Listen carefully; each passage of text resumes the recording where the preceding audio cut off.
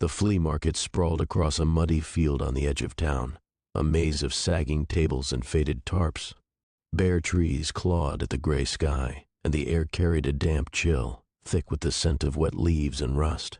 Alex wove through the crowd, their boots squelching in the mire, drawn to the relics of yesteryear, tattered books, chipped porcelain, and old cameras that whispered of forgotten lives. Near the back, beneath the tarp that flapped like a dying bird, they spotted it, an antique camera, its leather case cracked and peeling, its brass body etched with swirling, almost hypnotic patterns. The lens was cloudy but unbroken, and the shutter gleamed faintly in the dull light. The vendor was an old man, his face a map of wrinkles, his eyes sharp and sunken beneath a wool cap. His gnarled hands rested on the table, trembling slightly as he pushed the camera toward Alex. $20, he rasped, his voice a dry scrape like wind through dead branches. It's yours, but be careful with it, kid. It's got a history. Alex grinned, brushing off the warning as a salesman's trick. A history, huh? What kind? Ghosts in the lens? They fished a crumpled 20 from their pocket and handed it over. The old man didn't smile. He took the money, his fingers brushing Alex's with a cold that lingered. Something like that, he muttered, almost to himself. Just don't look too long at what it shows you. As Alex turned to leave, cradling the camera like a prize, they caught his final whisper. It sees too much. Back at their cramped apartment, Alex set the camera on the kitchen table, its weight pressing into the chipped wood. The place was a mess, unwashed dishes in the sink, laundry spilling from a basket, but the camera felt like a beacon amid the chaos. They ran their fingers over the engravings, marveling at the craftsmanship. Grabbing a roll of black and white film from a drawer, they loaded it with practiced ease and snapped a few test shots. The cluttered living room, the rain-streaked window overlooking the street, a self-portrait in the bathroom mirror. The shutters snap-echoed, crisp and satisfying. Alex couldn't wait to see the results. That night, Alex retreated to their dark room, a corner of the apartment cordoned off with a black curtain, lit by a buzzing red bulb. Trays of developer and fixer sat on a folding table, the sharp tang of chemicals biting the air. As the first photo bloomed in the solution, Alex smiled at the grainy nostalgia, their reflection staring back, tousled hair and a crooked grin. Then they froze. In the mirror, behind their image, stood a shadowy figure. It loomed in the doorway, tall and indistinct, a smudge of darkness where no one should have been. Alex lived alone. They'd locked the door before snapping the shot. Heart thudding, they snatched the negative and held it to the light. The figure was there too, etched into the film. Not a flaw, not a trick. What the hell? They muttered, their voice trembling in the quiet. Maybe it was a coat rack, a shadow cast wrong. They shook their head, forcing a laugh. Old camera, old quirks, that's all. The next day, Alex grabbed their jacket and headed to the park, determined to test it further. The sky hung low, a blanket of gray pressing down on the world. Families dotted the paths, kids chasing ducks by the lake, an old man tossing crumbs to pigeons. Alex framed each shot carefully. The kids' laughter frozen mid-run, the old man's hunched shoulders, the still water mirroring skeletal trees. The shutter clicked smoothly, and they felt a flicker of reassurance. Nothing weird about this. Back in the dark room, though, that reassurance shattered. The photos developed one by one, pinned to a drying line like grisly trophies. In the shot of the kids, a pale figure stood among the distant trees, too still, too tall. In the pigeon scene, it sat on the bench beside the old man, its head cocked toward the camera as if posing. By the lake, it loomed at the water's edge, a dark stain against the muted sky, its edges sharper than before. Alex's breath hitched. This isn't right, they whispered, stepping back until the curtain brushed their spine. They called Mia, their voice shaky. Hey, can you come over? I need a second pair of eyes. Mia arrived 20 minutes later, her short hair damp from the drizzle. She plopped onto the couch, peering at the photos Alex thrust at her. Okay, what's the crisis? Look at these, Alex said, pointing to the figures. They weren't there when I took them. Mia squinted, tilting her head. Double exposure, maybe. Old cameras do weird stuff, or the film's funky. I checked the negatives, Alex countered. They're on there too, and I was alone for the mirror shot, there's no way. Mia frowned, tapping a finger against her chin. Okay, creepy, but it's probably just a glitch. Want me to take a look at the camera? Alex hesitated, then handed it over. Mia turned it in her hands, clicking the shutter experimentally. Feels normal. Heavy, though. Where'd you get it? Flea market. Guy said it had a history. I thought he was just hyping it UEP. Mia smirked. Sounds like you bought a ghost story. Relax, it's cool, but it's not cursed. Her confidence steadied Alex, but only slightly. The figures weren't random. They were getting clearer. That night, sleep brought no relief.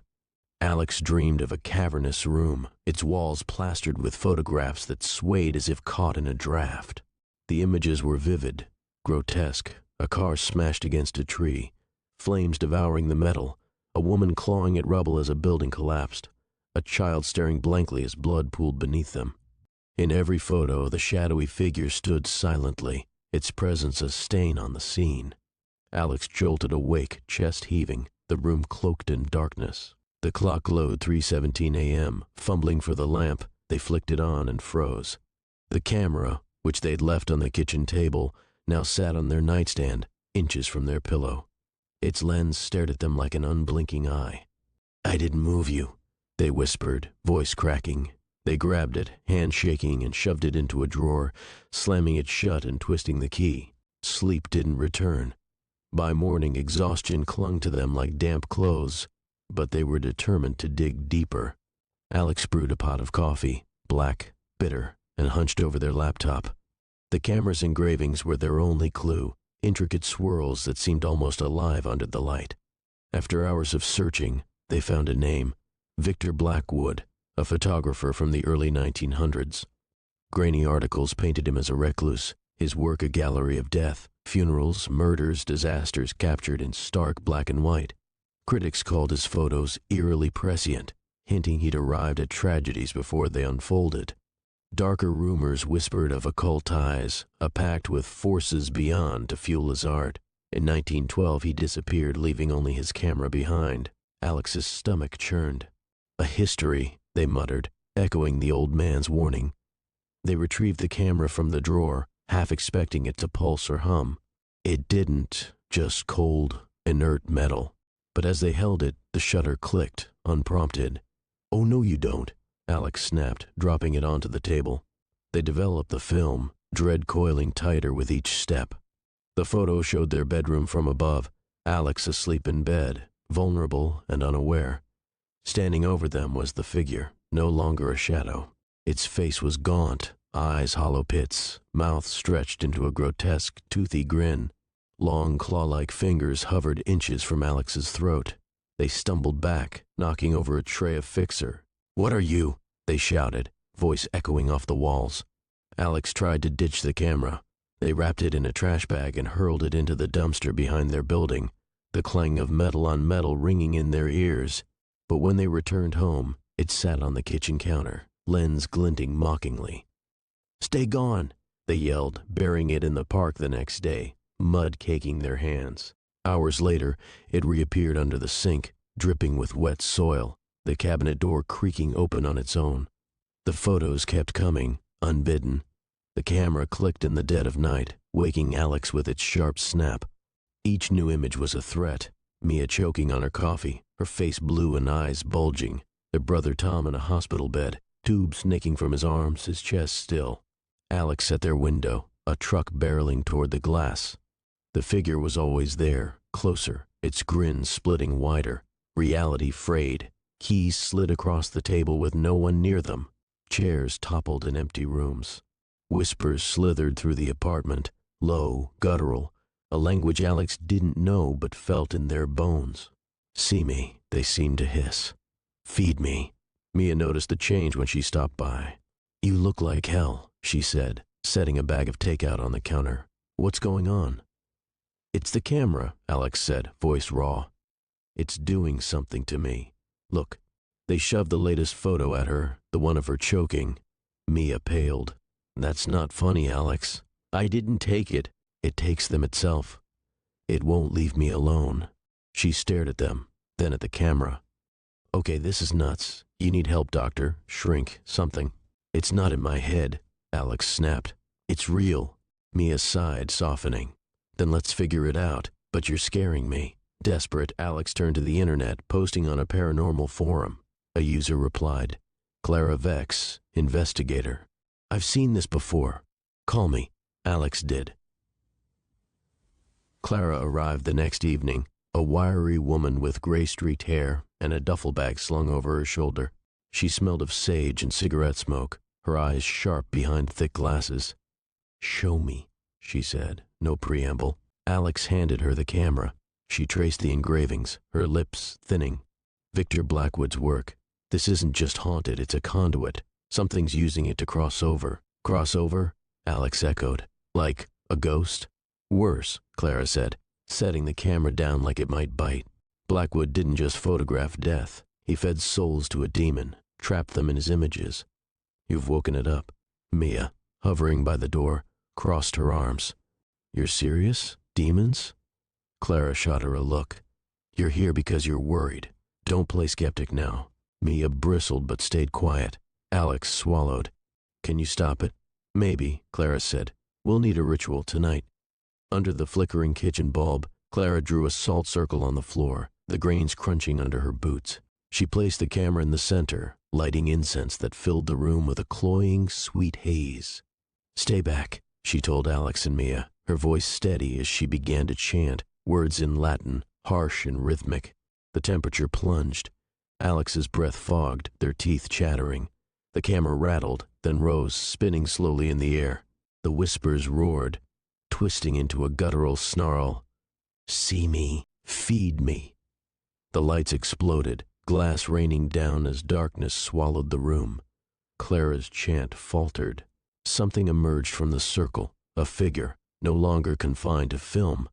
It towered over them, emaciated, its gray skin stretched tight over jagged bones. Red eyes glowed in hollow sockets, and its claws scraped the floor, leaving gouges. Its grin was a slash of teeth, dripping with malice.